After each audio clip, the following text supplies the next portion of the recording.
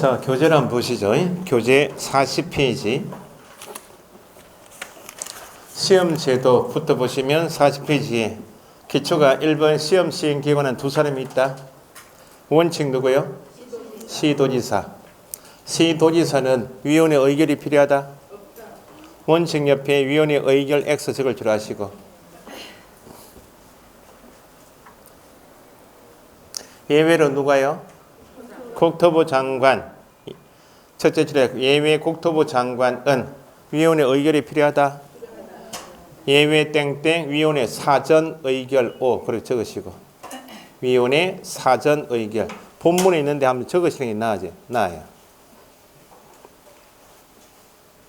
그 예외 보니까 국토부 장관은 시험 수준의 균형 유지 등을 위하여 필요하다고 인정하면 출제 시행할 수 있습니다. 셋째 줄 국토부 장관이 출제 시행하려는 경우 넷째 줄 몇 줄 위원회 의결을 미리 거쳐야 한다. 지금 적으신 거죠? 비교해 두시고 위탁 시행은 나중에 배우시고 응시 자격은 제한을 풀었기 때문에 옆에 페이지 응시 자격 제한 몇 줄?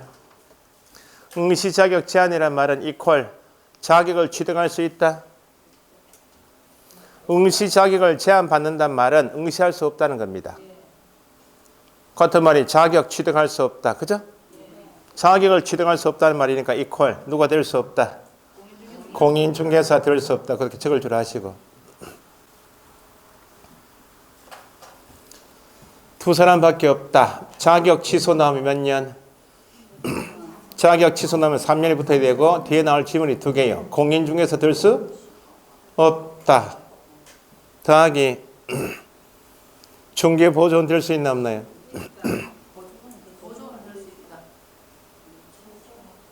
누가 그래요?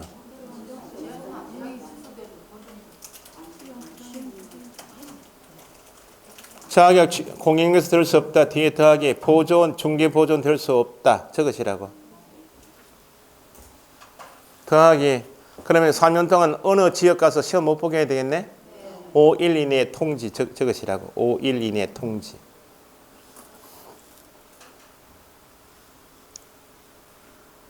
두 번째는 부정행위자 나오면 시험은 무효로 한다. 둘째 줄 그때 무효로 하고 언제부터 5년? 처분 괄호 처분이 있은 날부터 5년 몇 줄? 응시 자격을 정지하겠습니다. 그럼 다른 동네 가서 시험 못 보게 해야 되겠네? 며칠? 지체 없이 통보. 더하기 중개보조원은 될 수 있다 없다? 중개보조원은 될 수 있다. 그렇게 비교해 놓으시면 되고. 뭐 3번의 시험 시기, 시험 시행은 출제가 간혹 되는 질문입니다. 시험은 매년 1회 이상 시행한다. 시행한다 뒤에 다만 동그라미. 다만이 뭐예요?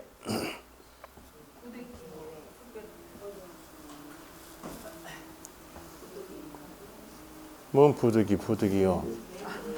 예외로 읽으셔야지. 그 원칙은 앞에 다만 앞에는 원칙이고 다만 뒤에는 예외로 그렇게 읽을 줄 아셔야 돼. 원칙은 1회 이상 시행합니다. 한 번 보고 난이도 조정이 안 되면 15회 때처럼 추가 시험 볼 수 있다. 그 말입니다. 다만 그 말은 시험 못 볼 수도 있다. 그게 다만이겠죠. 시험 시행 기관의 장이 시험을 시행하기 어려운 부득이한 사정이 있다. 나오면 절차상으로 어디 거쳤어? 위원회 의결 거쳐 당해연도 시험을 시행하지 않을 수 있다. 그러면 정책심의위원회 소관 심의사항이 4가지가 있었죠? 4가지 있는데 국토부 장관이 시험 시행할 때도 어디 갔다 와야 돼? 위원회 의결 거쳐야 되는 소관사항이고 나중에 정리할 겁니다. 지금 막 다 하려고 하지 마시고 시험은 당해연도 시험을 시행하지 않을 수도 있다. 있는데 어디 갔다 와야 돼? 위원회 의결 거쳐야 된다. 그죠? 시험 방법하고 일부 면제는 됐고 넘기시고 원서 접수할 때 응시 원서는 서식이 있다 없다? 원서 제출할 때 서식이 있겠나 없겠나요?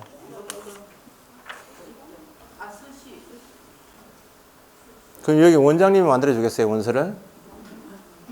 법에 정한 서식이 있다 없다?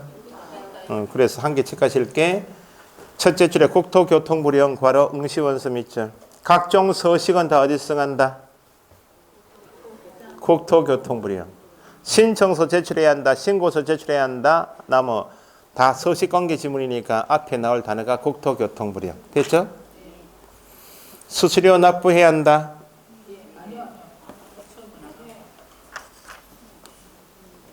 시험 볼 때 그는 공짜로 보러 가는 거예요, 지금? 집에 무슨 일 있는 거예요, 지금?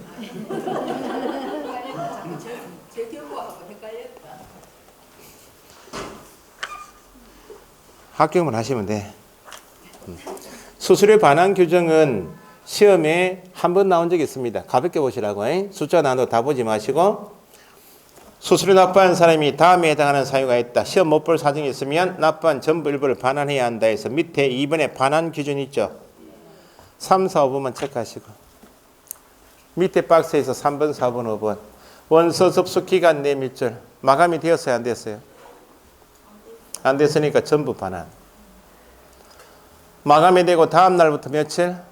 7일 이내면 60%. 7일 경과하고 시험 시행일 며칠 전? 10일 전까지 몇몇 프로? 전부 60, 50은 꼭 구분하시라고 해. 시험 과목 아시죠? 옆에 페이지 박스 밑에 시험의 시행 공고. 이거 시험에 나올 것이 아닌데 구석에 있는 문제를 낸다 할 때 한 번 냈어요. 시험은 2번 공고한다고요. 예전 공고하고 확정 시행 공고인데 예전 공고 이렇게 시험 안 나오니까 법 조문대로 둘째 줄 계략적인 사항 밑줄. 43페이지 박스 밑에 6번에 시험의 시행 공고에서 둘째 줄 계략적인 사항은 매년 언제까지? 2월 말일까지. 셋째 줄 공고하고 동그라미 홈페이지에도 뭐 해야 한다? 공고해야 한다. 하고 해야 한다. 그 표현을 계시라고. 하거나 또는 해서 작년에 시험에 그게 정답인 문제가 나왔다고요. 시험은 언제 보겠다. 그걸 계략적인 사항을 공고한다. 확정 시행 공고는 2번인데 확정 정식 공고 이렇게 안 나오고 둘째 줄 끝에 필요한 사항 밑줄. 필요한 사항은 시험 시행일 며칠 전? 90일 전. 나오면 2번이 나오겠죠. 시험 시행일 90일 전까지 공고하고 공고해야 한다. 넘기시고. 철제 채점도 넘기시고. 44페이지 하단에 8번 합격자 공고. 절대평가인 거 아시죠? 상대평가 할 수도 있다. 있다니까요. 45페이지 거기 법 시험 나오는 건 아닙니다. 메뉴에 양가로 3번 보시라고. 45페이지 메뉴에 3번. 최소 선발 인원, 최소 선발 기율을 공고할 수 있다. 35에 최소 선발 인원 15,000명 이렇게 공고한다는 겁니다. 이게 뭐예요? 상대평가지 뭐. 1등부에서 15,000등까지만 뽑겠다 그 말 아니야. 그 법 조문안에는 상대평가 규정이 있다 없다? 있다. 그 정도 보시고 맨 밑 중간에 9번부터 시험 잘 나와요. 자격증 교부 재교부부터. 자격증 교부는 누가 한다? 시도지사. 그럼 뭐 X 적으시고 국장 X 적으시고. 시도지사는 첫째 줄 끝에 자격증 밑줄 교부해야 한다 밑줄. 자격증도 서식이 있고 교부해야 한다 나오면 절차 조항이죠. 어디서 정하는 바에 따라? 국토교통부령.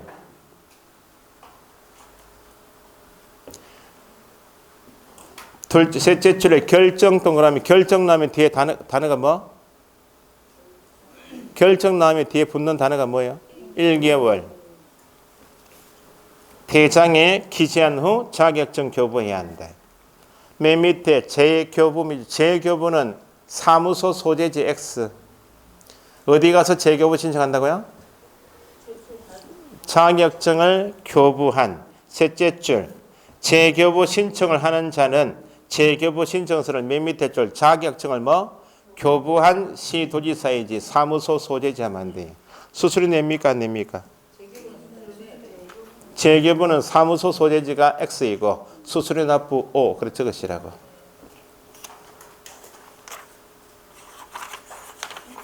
그 다음에 정책심의위원회 넘겨보시고. 정책심의위원회는 소속이 어디요?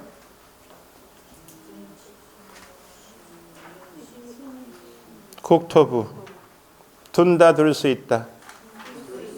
둘 수 있다고 알아. 국토부에 밑에 시도 X 적을 줄 아시고 둘 수 있다는 것은 둔다 X. 심의사항이 몇 가지이다.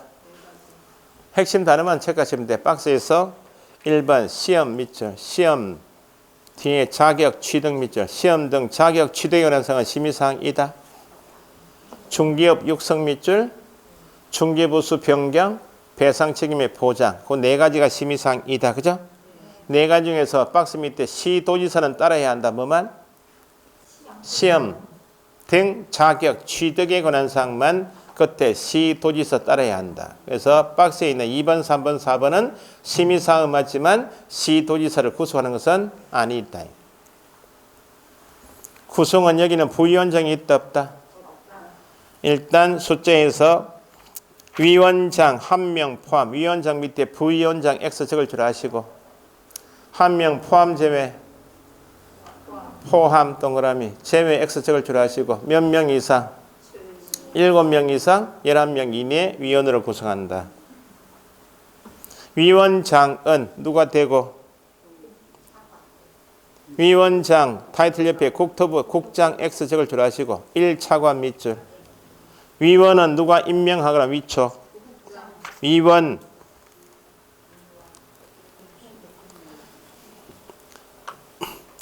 위원장에서 둘째 줄 위원장이 부득이한 사유로 직무를 수행할 수 없다. 여기는 부위원장이 있다. 없으니까 부위원장 직무를 대행한다 할 때 부위원장 X 적으시고요. 미리 지명한 위원이 대행합니다. 위원은 누가 임명 위촉한다? 국토부 장관이지. 뭐라고 X 적을 줄 아시고 위원장 X 적을 줄 아시고 그 나중에 8, 9, 10월 때는 한번 보고 가실게. 옆에 페이지 박스에 있죠. 위원이 될 수 있는 자격은 지금부터 보지 마시고 나중에 기본 점수 80점 나오면 그때 한번 보시라고. 박스 밑에 임기는 몇 년? 2년. 연임 규정이 있다. 임기 옆에 연임 X. 그 다음에 개념을 구분하실 게 3번 위원의 제척 기피 회피는 구분하셔야 돼. 제척이 제일 잘 나옵니다. 제척된다. 심의역일에 제척한단 말은 너는 인적 물적 관계 있으니까 빠지라 그 말이죠.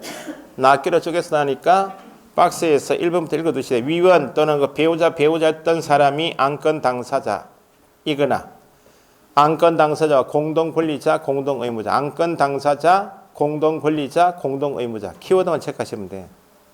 친족이었던 자. 그 다음에 3번은 체크하시고 증언, 진술, 자문, 조사, 연구, 용역, 감정한 경우. 낱개로 쪼개서 나오는 게 3번. 작년에 나왔던 것이 4번. 위원이나 위원이 속한 법인단체가 현재 안건 당사자를 뭐하고 있다? 대리인이거나 대리인이었던 경우도 제척된다. 그렇게. 기피 신청은 누가 하는 겁니까? 본인이 아니고 안건 당사자가 그 위원이 들어가면 나한테 불리한 심의를 할 거니까 빼달라고 할 수 있죠. 기피 신청할 수 있다. 어디 가서? 위원회 갔어. 위원회 갔어. 그 위원회는 의결로서 결정한다. 그죠? 그 위원회 의결사항이니까 기피 신청을 받아서 받아줄지 말지도 위원회 의결사항이다. 그것도 체크하시고. 기피 신청 대상이 되는 위원은 의결에 참여하지 못한다. 회피는 누가 해야 한다? 위원 본인이 어디에 걸려 있으면 제척 사유에 걸려 있으면 스스로 빠져야 한다. 회피해야 한다. 그럼에도 불구하고 넘기시면 제척 사유에 해당함에도 불구하고 회피하지 않으면 해촉할 수 있다. 누가? 국장이지. 누구는 X. 위원장 X 적으시고 그 위원의 임명이나 위촉, 해촉은 다 누구 업무다? 국토부 장관의 업무지 위원장의 업무가 아닙니다. 위원회 운영은 2번 개의한다, 의결한다 나왔죠? 개의할 때는 뭐에 과반수? 제적 동그라미, 과반수할 때 과 동그라미. 의결한다 할 때는 뭐에 과반수? 출석 과반수. 시험에 나왔고 3번에 회의 소집할 때 통보는 누가 한다? 3번 위원장은 개최 며칠 전? 7일 전까지 통보합니다. 위원장 자리에 누구로 X? 국장 X 적으시고 다만 긴급을 요한다. 긴급. 다만 동그라미 긴급 밑줄. 언제까지? 전날 밑줄. 두 개로 나눠져 있는데 섞으면 또 틀리게 나와요. 위원장은 전날까지 통보해야 한다. OX 틀렸습니다. 긴급이나 말이 붙으면 전날이지만 위원장은 회의를 소집하려면 개최 전날까지 통보하면 틀렸다. 원칙은 7일, 긴급 나올 때만 전날. 4번, 5번 밑에는 쭉 나중에 공부가 좀 되시면 아직 출제가 안 됐던 부분이기 때문에 1, 2, 3번에서 2번, 3번 정도 모시고 나머지는 다음 순환 때 한번 읽으시라고 해. 그 다음에 판례가 좀 있는 것이 49페이지 자격증 양도 대여 금지 예외가 있다. 자격증 양도 대여 행위는 예외가 있다. 땡땡 예외 없다 적으시고.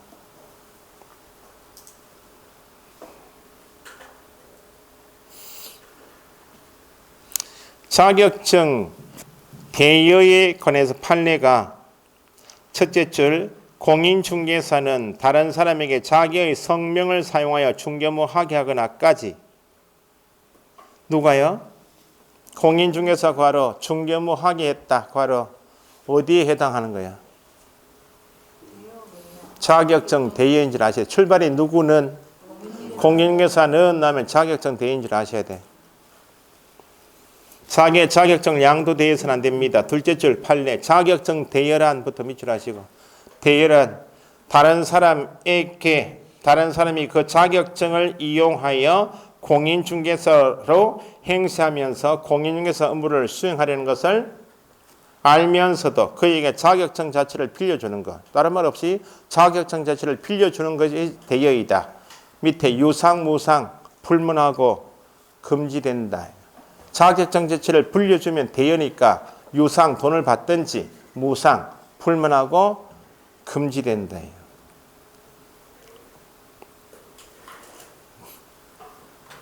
그래서 관련 판례가 밑에 나와 있죠. 이익분배 약정만 했는지 무자격자가 계약서 썼는지 그걸 구분할 줄 아십니까에 관한 내용이 핵심이에요. 1번 공인 무자격자 밑줄 중개사무소에 있는 무자격자 나오면 누구라고 읽을 줄 아시고 중개보조원 읽을 줄 아시고 무자격자는 두 사람이 있다. 중개사무소에서 중개업에 종사하는 사람 중에서 무자격자 두 사람이 있다. 무자격자인 소장님도 있다. 무자격자인 개업 공인중개사까지 물으면 소장을 말하죠. 부치 개업 공인중개사를 말할 때 무자격자인 개업 공인중개사. 그냥 무자격자는 하면 누구이고? 중개보조원. 중개보조원이 공인중개사 업무, 줄이면 중개 업무를 수행했는지 여부는 형식에 따라 결정합니까? 실질에 따라 결정했는데 그 판례예요. 외관상 공인중개사가 같은 말, 개업 공인중개사가 직접 업무를 수행하는 형식을 취했는지에 따라 결정한다? 외관상 형식에 구애됨이 없이, 그 말은 외관상 형식에 관계없이, 그 다음 밑줄 하셔야 되겠네. 실질적으로 무자격자가 공인중개사 명의를 사용하여 업무를 수행했는 여부에 따라 판단해야 한다. 형식에 관계없이 실질에 따라 판단해야 한다. 그게 키워드요. 2번은 공인중개사가, 여기 공인중개사가는 말은 누가? 개업 공인중개사가, 그렇게 읽을 줄 아셔야 돼요. 개업 공인중개사가 스스로 몇 건의 중개업무를 수행했다. 소장이 자기 가게에서 몇 건의 중개업무를 자기가 직접 했다. 그게 속으시면 안 돼. 몇 건의 중개업무를 수행한 바 있다 하더라도 무자격자가 성사시킨 거래에 관하여, 그 다음 밑줄, 무자격자가 거래를 성사시켜 작성한 계약서까지만. 무자격자가 누구라고요? 중개보존이 거래 성사시키고 계약서 작성했습니다. 나오면 어떻게 읽으셔야 된다? 무자격자가 중개업무를 수행했죠? 무자격자가 중개업무를 수행했다면 직접 해야 할 누가? 공인중개사인 개업 공인중개사가 무자격자로 하여금 자기 명의 사용하여 중개업무 한 것으로 취급한다는 겁니다. 그러면 그 단어가 나오면 우리한테 물을 것이 자격증 대여 이단이다? 이다. 끝머리 가시면 돼. 자격증 대여에 해당한다. 어디에 속지 마시고 둘째 줄 무자격자가 작성한 계약서에 공인중개사 자신의 인감을 나타내 도장을 찍었다. 그게 속으시면 안 돼. 소장에 도장이 들어갔다 하여도 형식만 취했을 뿐이다. 그 말이다. 실질적으로 누가? 셋째 조건 때 무자격자라 하여금 자기 명의로 공인중개사 업무를 수행하도록 한 것이니까 되어이다. 다 읽으시면 혼돈되니까 무자격자가 거래 성사시켜 작성한 계약서 나오면 중개무 수행해버렸네 무자격자가. 그럼 우리한테 물을 거 되어입니까 아닙니까? 그걸 물으니까 되어에 해당한다. 그렇게 읽으시면 돼. 그 다음에 공인중개사가 무자격자라 하여금 공인중개사 명의로 개설 등록 마친 사무소 갑이 자기 가게 등록했다고 무자격자를 두었다 그 말이죠. 뒤에 키워드가 이익을 분배받도록 하는 경우 몇 줄? 둘째 줄에 이익을 분배받도록 하는 경우 나오면 중개무를 수행하게 했나요? 동업계약을 했을 뿐이다. 되어이다 아니다? 되어라고 말할 수는 없다. 그게 키워드예요.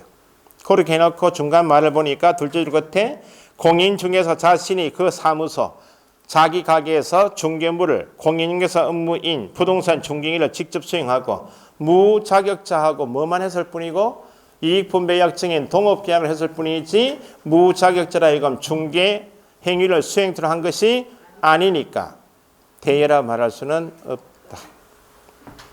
위반시 제재는 동그라미 1번 누가? 공인중개사가 다른 사람에게 자기의 성명을 사용하여 중개무 하겠다 나면 자격증 대여니까 자격이 취소되고 형벌이 얼마? 1-1.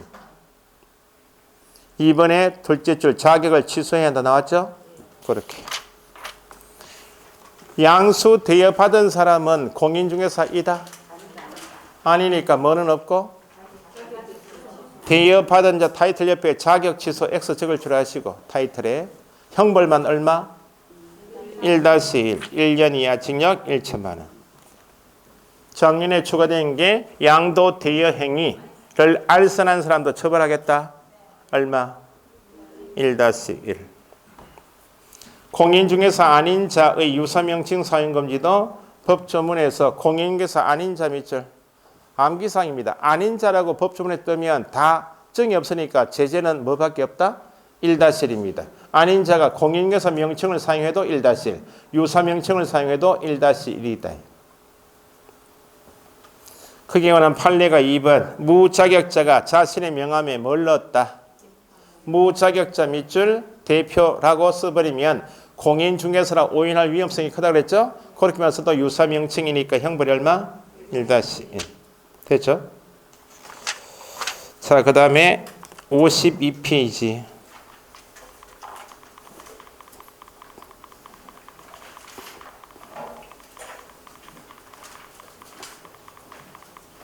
자, 공인중개사 제도까지 배우셨으니까 이제 등록을 배우셔야 돼. 등록은 누구를 표현하는 단어이고 등록 나면 개업 공인중개사를 표현하는 말이니까 등록을 한 자가 누구예요? 자격을 취득한 자는 누구? 공인 자격 나면 공인중개사를 표현하는 것이고 등록 나면 개업 공인중개사.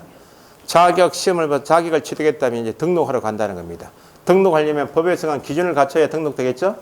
기준을 갖췄다면 그 다음에 등록 신청을 하고 등록 간청이 등록 신청 받고 요건을 따지고 등록하고 등록증 내주는 절차 조항입니다. 시험에 2개 다 시험에 나온다는 겁니다. 매년 나온다 보시면 돼요. 출제는 최대 2문제까지 2문제, 3문제까지 나온단 말은 등록을 좀 더 구체적으로 묻겠다. 그래서 작년 시험처럼 소홀히 했던 서식관계지문 등록 신청할 때 제출할 서류인가 아닌가 이게 단독 문제 나올 건 아니에요. 근데 지문이 한 개씩 섞여 나가다가 작년에 단독 문제. 어려운 문제는 아니었는데 어쨌든 최대 남은 3문제이고 기본적으로 2문제. 그럼 시험에 나오는 형식은 법인이 등록할 때 갖춰야 될 등록 기준이 매년 시험에 단독 문제가 보통 나오는데 단독 문제 나오지 않으면 절차 안에서 기준을 묻기도 해요. 보통 통상적으로 물으면 개설 등록에 관한 설명이 다 나오면 요거 한 문제, 이렇게 한 문제, 최소한 2문제. 중간에 암기상이 제법 있어서 최대 남은 3문제. 그래서 단독 문제가 법인의 등록 기준이 매년 나오는 내용이고 그 다음에 등록 절차니까 암기상이 제법 많고 방금 전에 개업 공인중개사가 중개무 하게 했다 하면 어디에 해당? 등록증 대여에 해당되는 법조문을 반드시 보시고 앞에서 전주의 용어 정의할 때 중개업이라 하면 몇 가지를 갖춰야 돼요? 중개업 3가지 다른 사람의 의뢰에 의하여 일정한 보수를 받고 중개를 업으로 하는 것. 세 가지 갖추면 무등록이어도 중개업이다. 부수주로 해도 중개업이다. 그 무등록 중개업도 중개업인 단속에는 걸린다. 무허가 음식점도 업이다. 업은 맞지만 단속에 걸린다. 위법하니까 처벌을 받겠다. 무등록 중개업자에 관한 판례가 있다.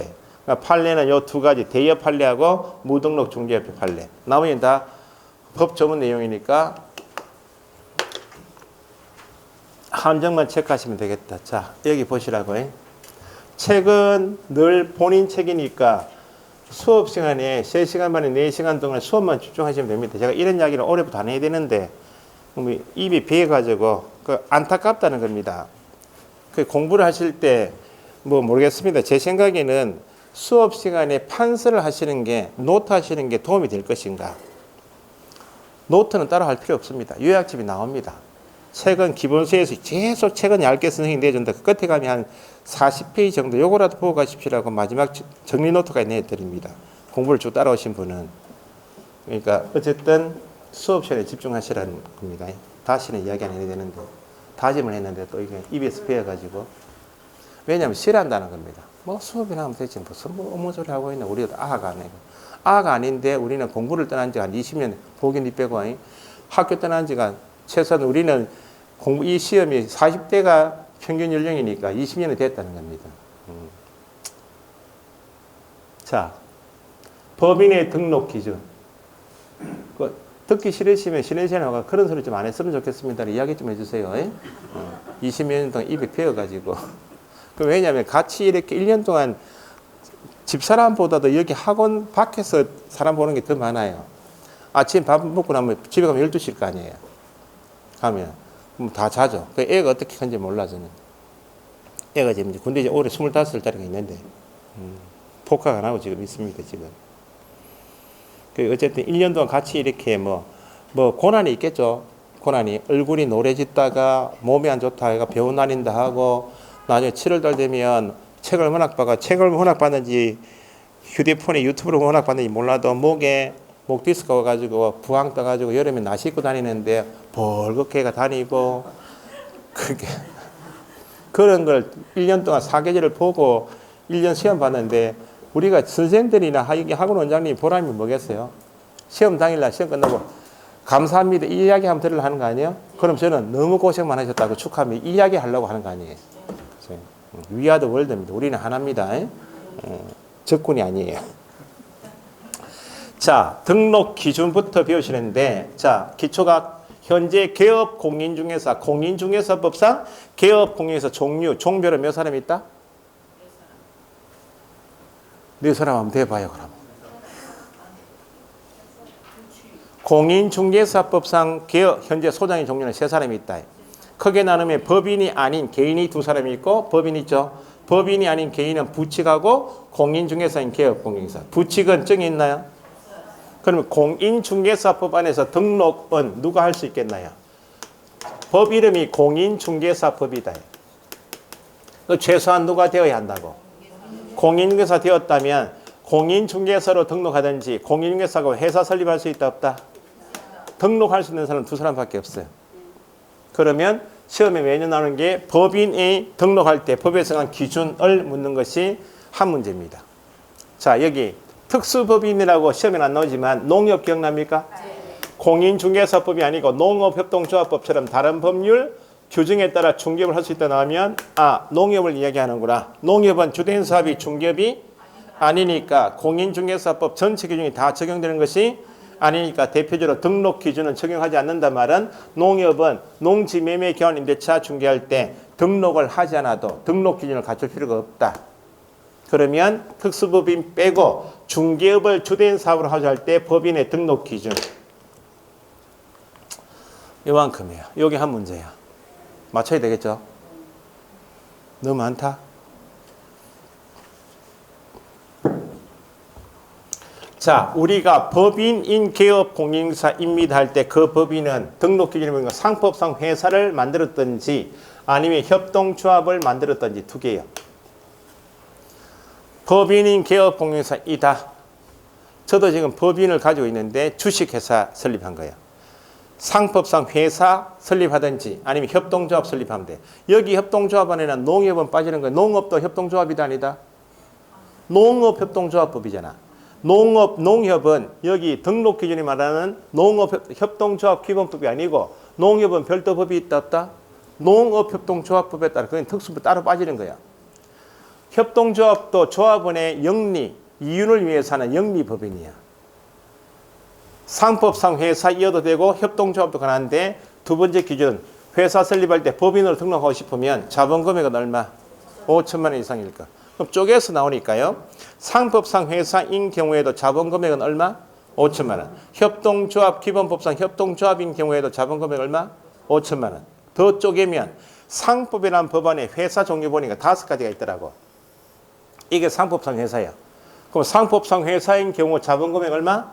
5천만 원을 달리 5가지 쪼개면 상법상 주식회사인 경우 유한 책임에서 합자 한명회사인 경우에도 같은 말. 상법상 회사니까 자본금액 얼마?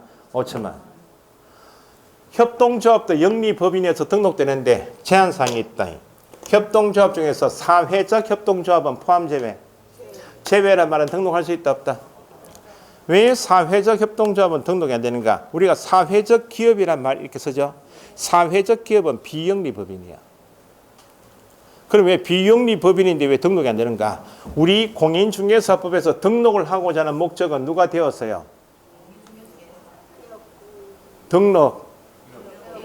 개업 공인중개사가 되고자 하는 것이고 개업 공인중개사가 사무소에서 하고자 하는 일이 뭐예요? 중개업이죠. 중개업은 일정한 보수를 받는 게 업의 목적이죠. 영리 목적인 사람만 등록받아 주겠다고. 근데 사회적 협동조합도 협동조합은 맞지만 비영리 법인이야. 비영리 법인인 사회적 협동조합은 자본 금액이 5천만 원 이상 이어도 등록할 수 있다 없다? 없다. 상법상 회사 쪽에서 5천만 원 이상일 것 읽을 줄 아시고 협동조합 5천만 원 쪽에서 읽을 줄 아시고 다만 누구는 빼고 사회적 협동조합은 빼고 법인 앞에 기초 개념할 때 법인은 회사죠 지금. 회사 설립은 법인도 사람이다. 사람은 뭘 통해서 사람이 돼요? 등기부를 통해서 사람이 된다고. 등기한단 말은 회사 설립할 때 본점을 둔다. 본점 소재에서 등기부를 통해서 세상 밖에 나오는 게 법인이야. 그러면 회사 일을 하다가 회사니까 지점 둘 수 있다. 지점 개념이 뭐다? 분사무소 개념이야. 법인은 회사이기 때문에 분사무소 둘 수 있다. 앞에 기초 개념을 잡고 온 거예요. 전국에 228개의 시군구가 있다. 현재 울산광역시 남구에 법인의 주된 사무소가 있다. 그러니까 분사무소는 어디만 빼고? 주된 사무소가 남구 한 개 빼고 228개 중에서 남구 한 개 빼고 227개 시군구마다 한 개씩 둘 수 있다. 227개 분사무소 둘 수 있는 게 법인이다. 그럼 법인은 분사무소 둘 수 있다. 있는 반면에 업무는 딱 몇 조만? 14조에 있는 업무만 영위할 목적이어야 된다. 여기 나중에 다음 주 가시면 이게 단독 문제예요. 법인의 업무 보면 몇 조? 14조 업무만. 그래서 등록 신청할 때 몇 조에 있는 업무만? 14조에 있는 업무만 영위할 목적으로 등록이 들어가야지. 14조 이외의 업무를 영위할 목적이면 등록이 된다 안 된다? 안 된다는 거야. 기준에 적합하지 않기 때문에.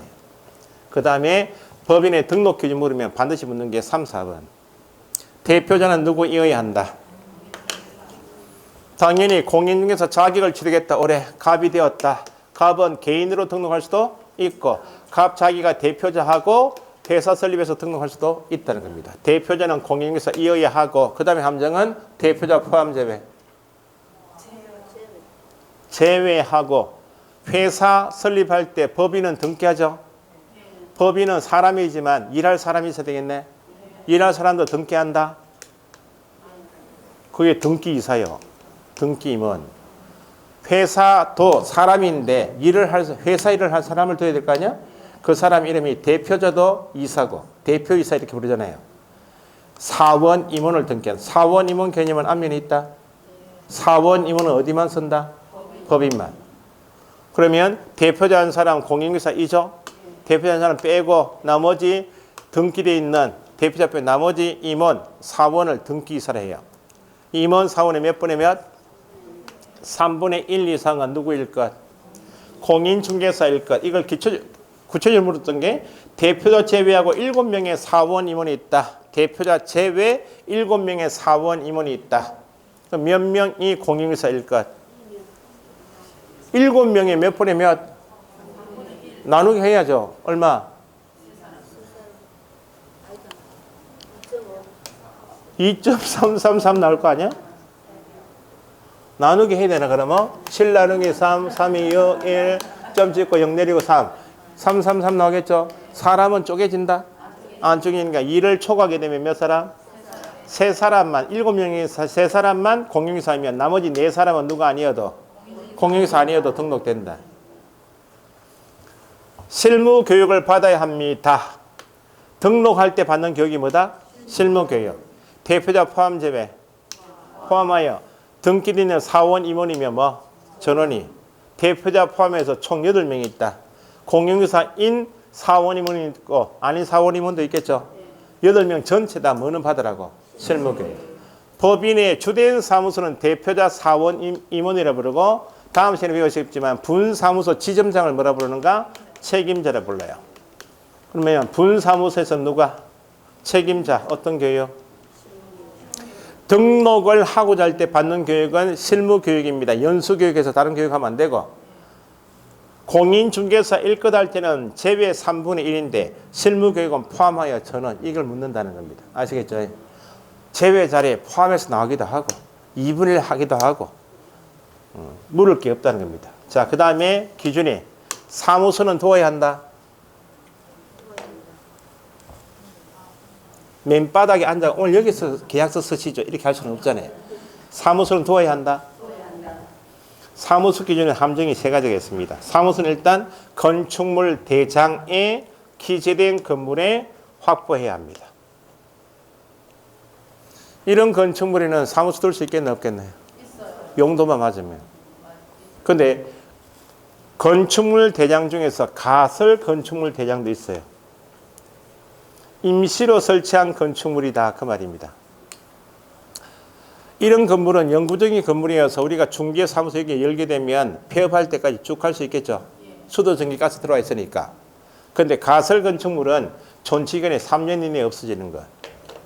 3년이 건축법 교재에 나옵니다. 가설 건축물에는 간선시설이 없어요. 전기 안 들어옵니다. 거기 중개할 수 있겠다. 가설 건축물 포함 제외. 제외니까 등록할 수 없다. 두 번째는 건축물 대장에 기재가 되어 있는 건물일 것 원칙이죠. 그런데 현재 건축물 대장에 기재되기 전에 요 규정이 나왔던 것이 아파트, 재건축 아파트 같은 생각하시면 돼요. 아파트 단지에 이미 아파트 지금 준공이 됐어요. 아파트 상가가 있나 없나요? 상가 있죠. 건축물 다 올라갔다고. 준공검사 인가가 떨어졌어요. 그런데 수많은 아파트에 대한 대장은 아직 정리가 안 됐어. 건축물 다 올라가서 입주하십시오. 준공검사 인가 떨어지고 사용 승인, 사용 검사가 사용하십시오로 승인이 떨어졌다. 입주하셔도 됩니다. 그 말이죠. 그런데 현재 건축물 대장에 기재가 되기 전이요. 요 절차는 이미 떨어졌다고. 준공검사 인가, 사용 승인, 사용 검사 등은 받았는데 현재 상태가 대장은 아직 정리가 안 됐다고. 여기 들어가서 우리도 중개할 수 있다 없다? 있어야 되겠죠. 그래서 요게 시험에 요즘 2번, 3번 나왔던 거예요. 건축물 대장 기재되기 전 건물도 등록할 수 있다 없다? 있다. 어떤 절차만 끝났다면? 준공검사 등이 끝났다면. 세 번째는 확보할 것 돼 있는데 반드시 내 소유 건물일 때만 등록되겠나요? 그리고 증을 둬도 내 건물이 없으면 등록 안 될 거 아니에요. 그래서 내 소유 건물이어도 되고 보통은 타인 건물에 대해서 보증금이 많으면 전세권 설정하든지 임대차 계약을 월세 내든지 사용대차는 공짜로 빌려 쓰는 게 사용대차, 돈 주고 빌려 쓰는 게 임대차. 형식은 제한이 있다 없다? 없이 사용권만 확보하면 되는 것이지 반드시 소유권을 확보해야 되는 것은 아니다. 2번. 사용대차한 건물에도 등록할 수 있다? 있다. 물을 것이 많은 게 사무소 확보 기준. 비교하실 게 공인중개사 1것 제외 3분의 1, 실무교육은 포함 전원. 이런 거 구분하는 거예요. 아시겠죠? 이게 한 문제. 문제는 다음 순한테 읽어보겠습니다.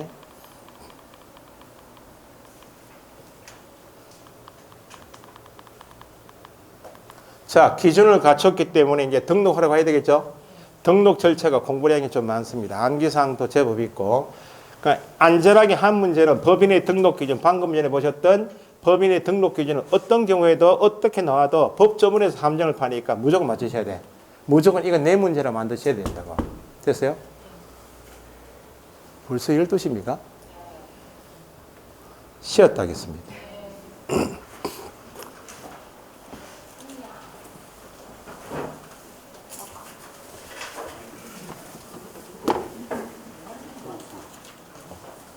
저는 과자 먹으면 몸에 당뇨가 있어가지고.